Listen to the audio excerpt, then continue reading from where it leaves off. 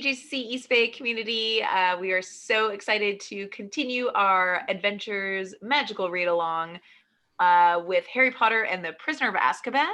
We are on chapter 16, which if you are using the PDF, we are on page 227.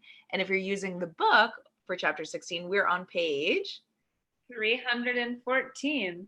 314. As always, we are going to start our read along with our phenomenal Vlactors or voice actors. So feel free to give a little silent applause when you hear their name.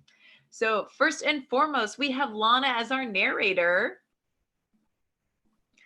We have Leo playing Hagrid, Professor Lupin, and Neville. Narita will be playing Hermione, Pavarti Patil, and a very old wizard. Sam will be playing Ron and Cornelius Fudge. And I'm Miss Summer, and I'll be playing Harry as well as Professor Trelawney. And with that being said, Lana, please take it away. All right. Chapter 16, Professor Trelawney's prediction. Harry's euphoria at finally winning the Quidditch Cup lasted at least a week. Even the weather seemed to be celebrating. As June approached, the days became cloudless and sultry, and all anybody felt like doing was strolling onto the grounds and flopping down on the grass with several pints of iced pumpkin juice, perhaps playing a casual game of gobstones, or watching the giant squid propel itself dreamily across the surface of the lake. But they couldn't.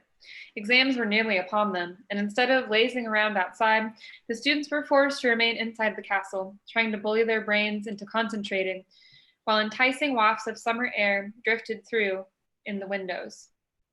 Even Fred and George Weasley had been spotted working.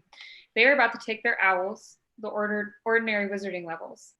Percy was getting ready to take his newts, nastily exhausting wizarding tests, the highest qualification Hogwarts offered. As Percy hoped to enter the Ministry of Magic, he needed top grades. He was becoming increasingly edgy and gave very severe punishments to anybody who disturbed the quiet of the common room in the evenings. In fact, the only person who seemed more anxious than Percy was Hermione. Harry and Ron had given up asking her how she was managing to attend several classes at once, but they couldn't restrain themselves when they saw the exam schedule she had drawn up for herself. The first column read, Monday, 9 o'clock, arithmancy, 9 o'clock, transfiguration, lunch, 1 o'clock, charms, 1 o'clock, ancient runes. Hermione? Ron said cautiously, because she was liable to explode when interrupted these days. Are you sure you've copied down these times right? What? Snapped Hermione, picking up the exam schedule and examining it. Yes, of course I have.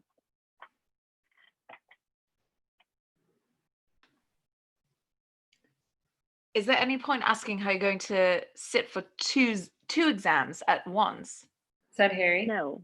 Said Hermione shortly. Have either of you seen my copy of Numerology and Grammatica? Oh yeah, I borrowed it for a bit of bedtime reading. Said Ron, but very quietly. Hermione started shifting heaps of parchment around on her table, looking for the book. Just then there was a rustle at the window, and Hedwig fluttered through it, a note clutched tight in her beak.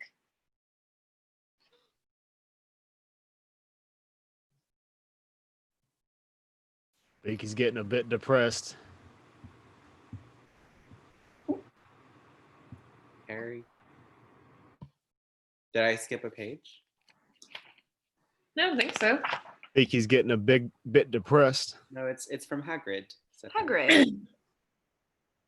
There you go, said Harry, ripping open the note.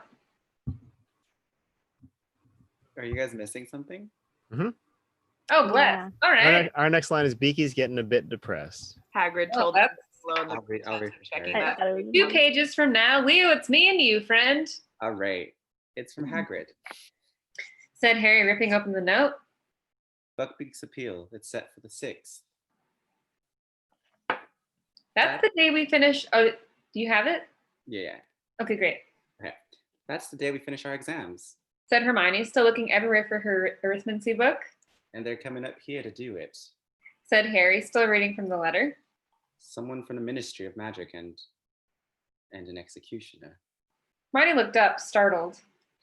They're bringing the executioner to the appeal, but that sounds as though they've already decided. Yes, it does. Said Harry slowly. They can't. Ron howled. I've spent ages reading up on stuff for him. They can't just ignore it all. But Harry had a horrible feeling that the Committee for the Disposal of Dangerous Creatures had its mind made up for it by Mr. Malfoy. Draco, who had been noticeably subdued since Gryffindor's triumph in the Quidditch final, seemed to regain some of his old swagger over the next few days. From sneering comments Harry overheard, Malfoy was certain Buckbeak was going to be killed, and seemed thoroughly pleased with himself for bringing it about. It was all Harry could do to stop himself from imitating Hermione and hitting Malfoy in the face on these occasions. And the worst thing of all, was that they had no time or opportunity to go see Hagrid because the strict new security measures had not been lifted, and Harry didn't dare retrieve his invisibility cloak from below the one-eyed witch.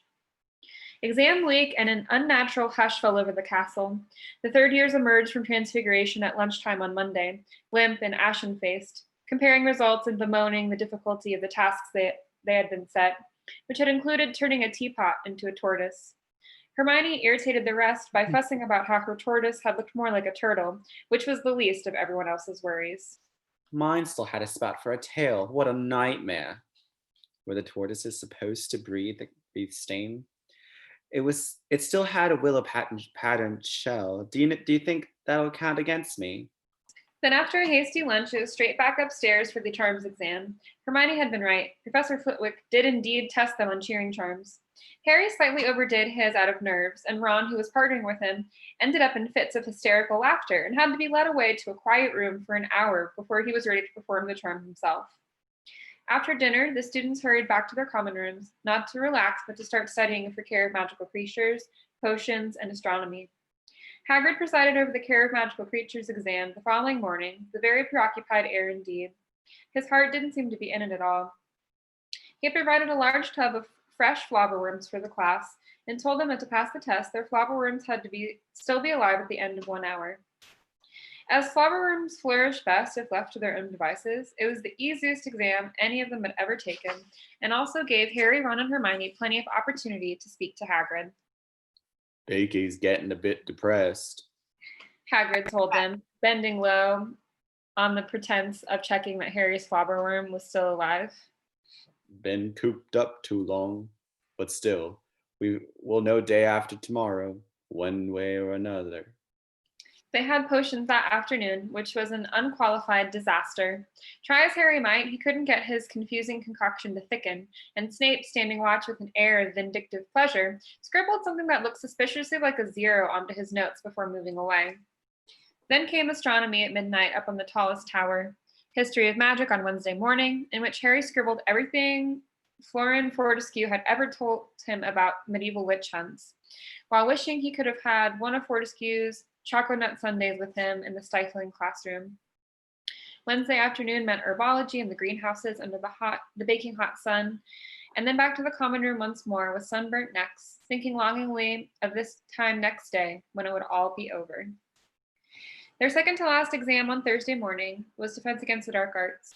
Professor Lupin had compiled the most unusual exam any of them had ever taken, a sort of obstacle course outside in the sun, where they had to wade across a deep paddling pool containing a Grindylow, cross a series of potholes full of redcaps, squish their way across a patch of marsh while ignoring misleading directions from a hinky punk, and then climb into an old trunk and battle with a new boggart.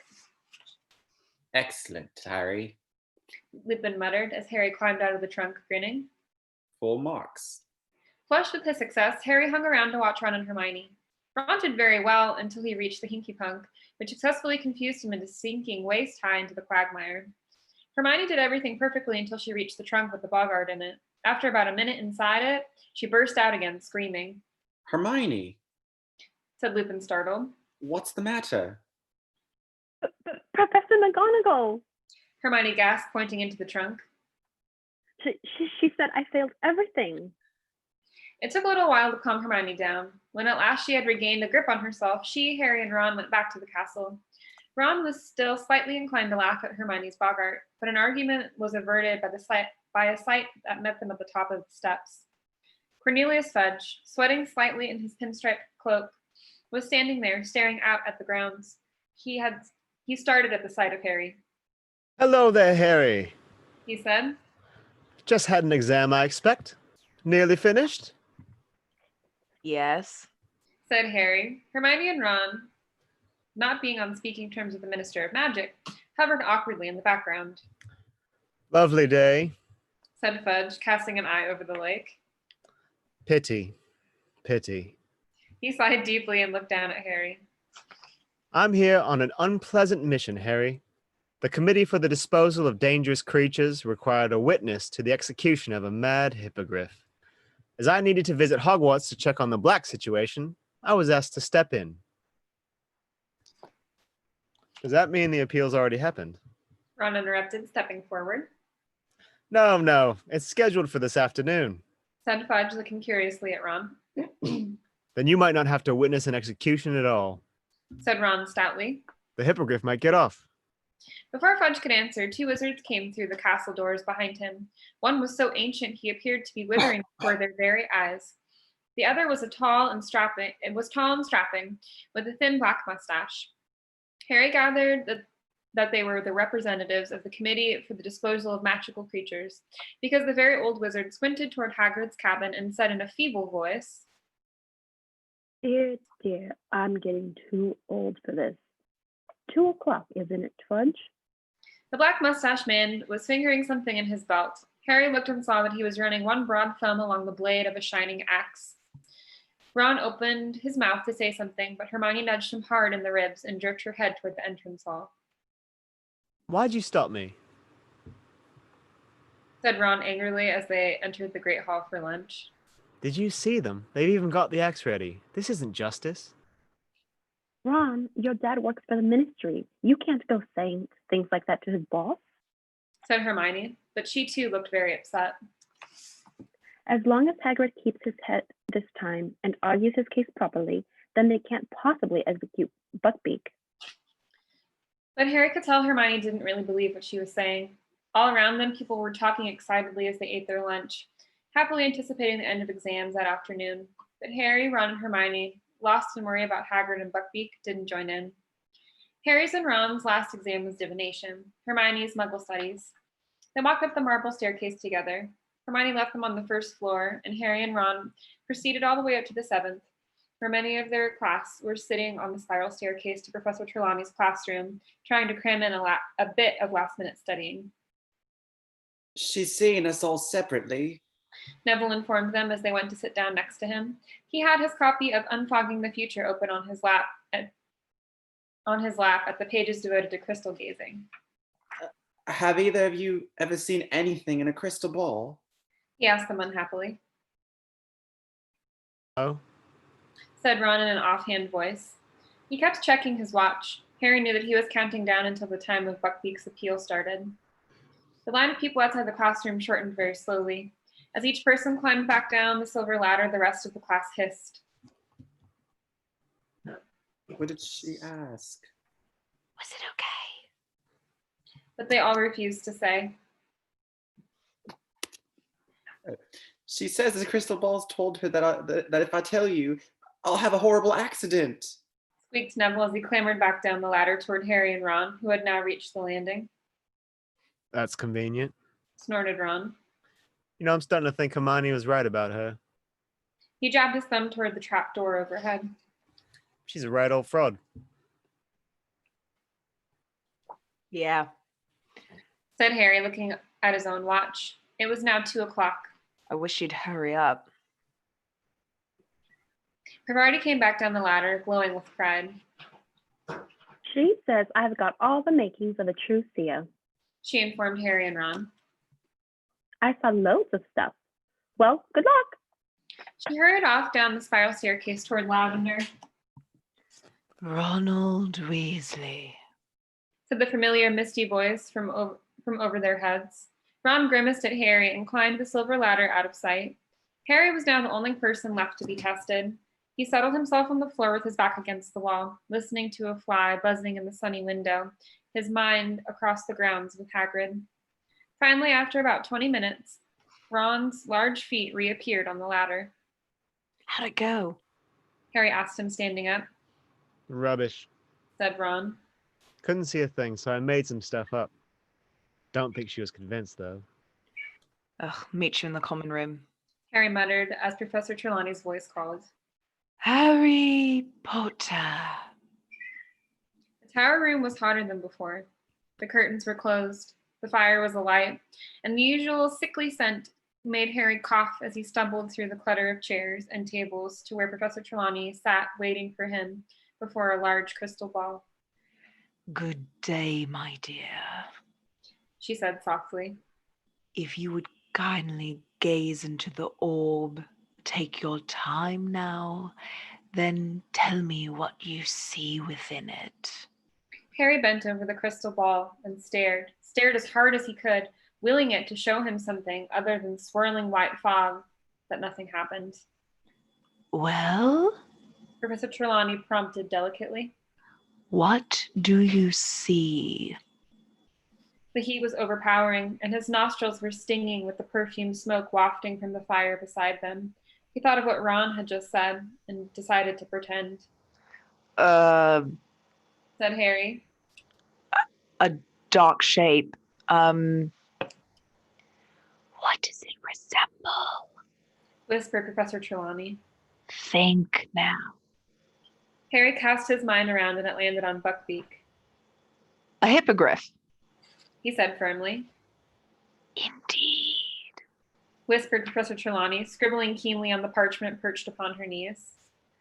My boy, you may well be seeing the outcome of poor Hagrid's trouble with the Ministry of Magic.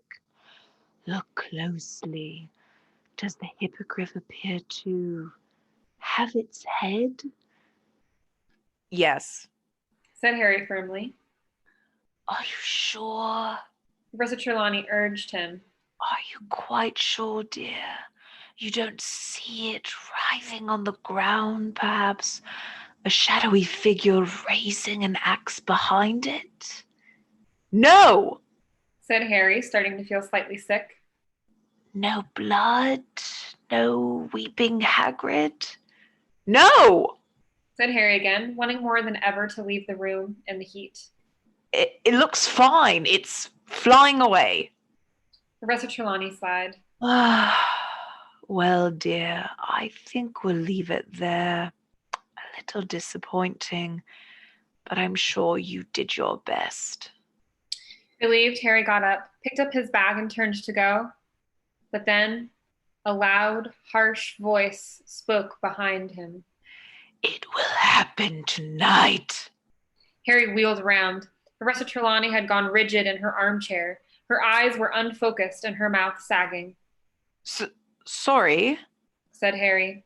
But Professor Trelawney didn't seem to hear him. Her eyes started to roll. Harry sat there in a panic. She looked as though she was about to have some sort of seizure. He hesitated, thinking of running to the hospital wing. And then Professor Trelawney spoke again, in the same harsh voice, quite unlike her own. The Dark Lord lies alone and friendless, abandoned by his followers. His servant has been chained these 12 years. Tonight, before midnight, that servant will break free and set out to rejoin his master. The Dark Lord will rise again with his servant's aid, greater and more terrible than ever he was. Tonight, before midnight, the servant will set out to rejoin his master. Professor Trelawney's head fell forward onto her chest. She made a grunting sort of noise. Harry sat there, staring at her. Then quite suddenly, Professor Trelawney's head snapped up again. I'm sorry, my dear boy, she said dreamily.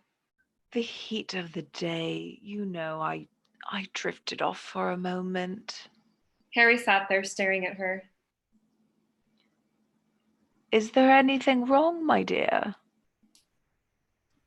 You just told me that the Dark Lord's going to rise again, that his servant's going to go back to him. Professor Trelawney looked thoroughly startled. The Dark Lord? He who must not be named?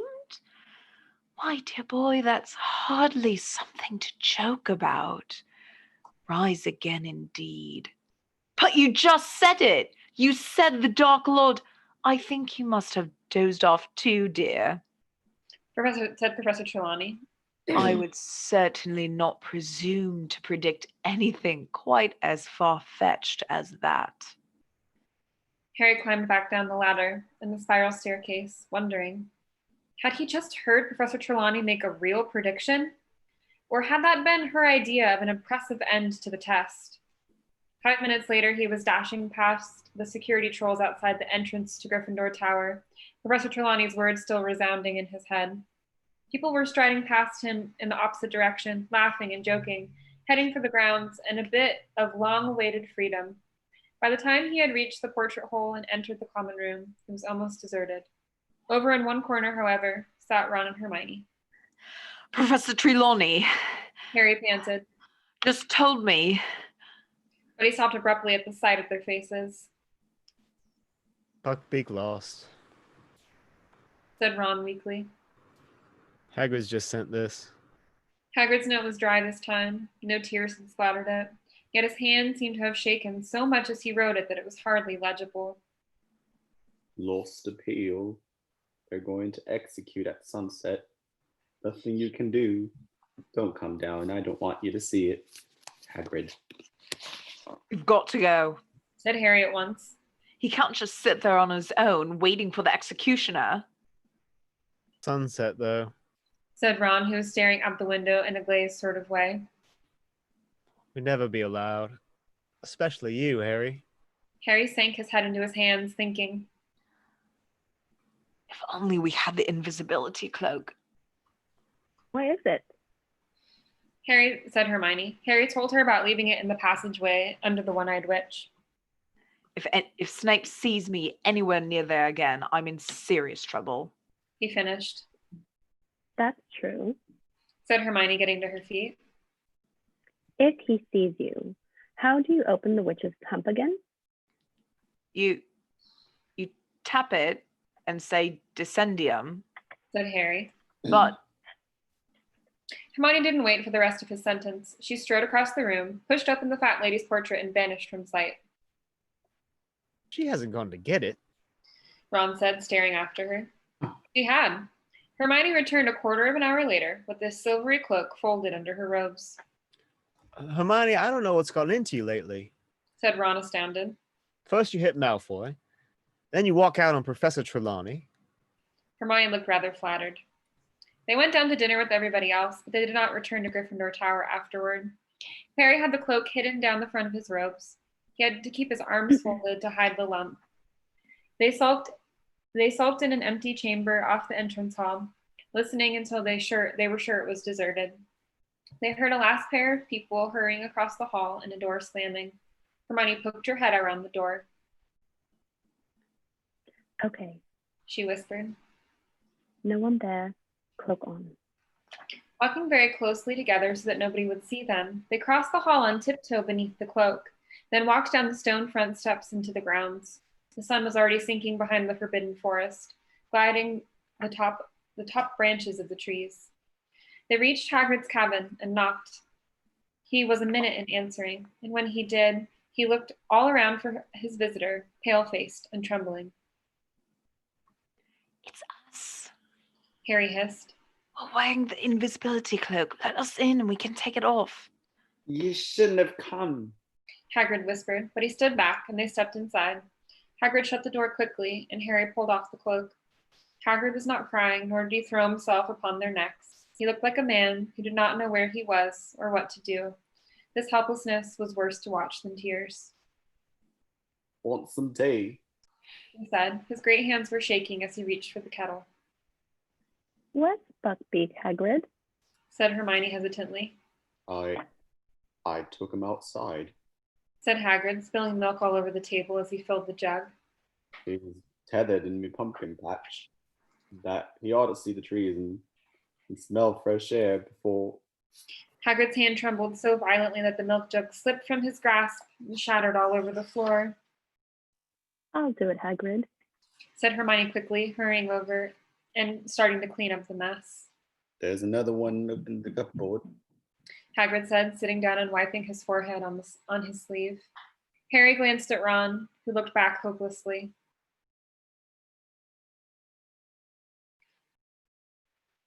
Isn't that any? Oh, Harry asked fiercely. Isn't that anything anyone can do, Hagrid? Harry asked fiercely, sitting down next to him. Dumbledore. He's tried. Said Hagrid. He's got no power to overrule the committee. He told them Buckbeak's all right, but they're scared. You know what Lucius Malfoy's like. Threatened I expect. And the executioner McNair, he's an old pal of Malfoy's. But it'll be quick and clean, and I'll be beside him. Hagrid swallowed. His eyes were darting all over the cabin, as though looking for some shred of hope or comfort. Dumbledore's gonna come down while it happens. Wrote me this morning. Said he wants to be with me. Great man, Dumbledore. Hermione, who had been rummaging in Hagrid's cupboard for another milk jug, let out a small, stifled sob. She straightened up with the new jug in her hands, fighting back tears. We'll stay with you too, Hagrid. She began, but Hagrid shook his shaggy head. You're to go back up to the castle. I told you I don't want you watching, and you shouldn't be down here anyway. If Fudge and Dumbledore catch you out without permission, Harry, you'll be in big trouble. Silent tears were now streaming down Hermione's face, but she hid them from Hagrid, bustling around making tea. Then as she picked up the milk bottle to pour some into the jug, she let out a shriek. Ron, I don't believe it. It's Scabbers.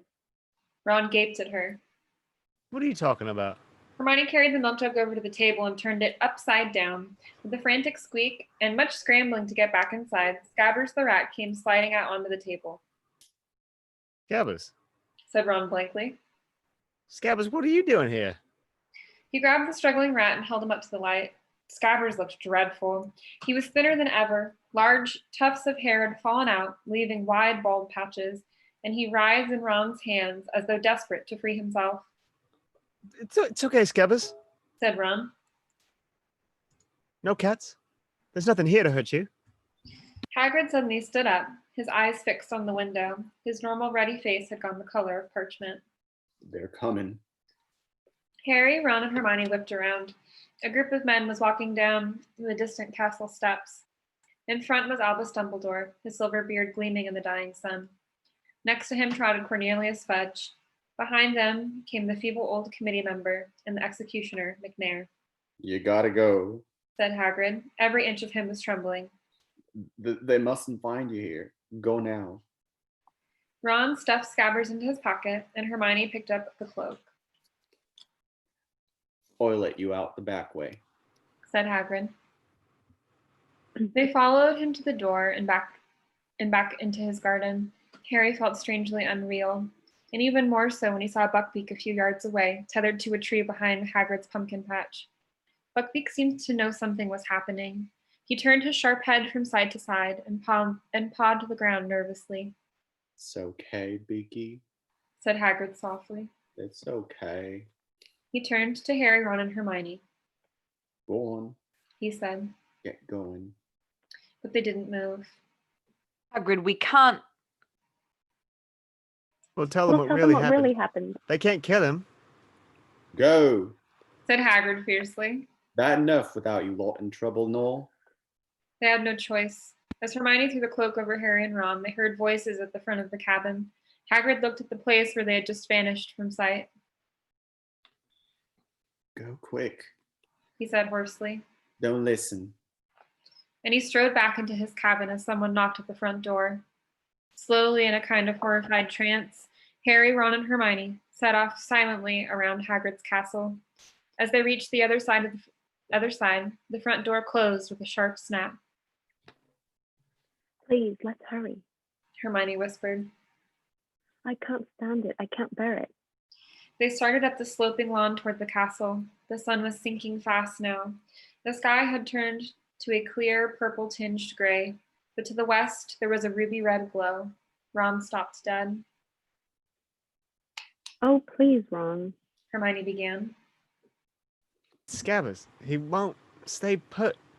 Ron was bent over, trying to keep Scabbers in his pocket, but the rat was going berserk, squeaking madly, twisting and flailing, and trying to sink his teeth into Ron's hand. Scabbers, it's me, you idiot. It's Ron. Ron hissed. They heard a door open behind them and men's voices. Oh, Ron, please, let's move. They're going to do it. Hermione breathed. Okay. Scabbers, stay put. They walked forward. Harry, like Hermione, was trying not to listen to the rumble of voices behind them. Ron stopped again. I can't hold him. Scabbers, shut up. Everyone will hear us.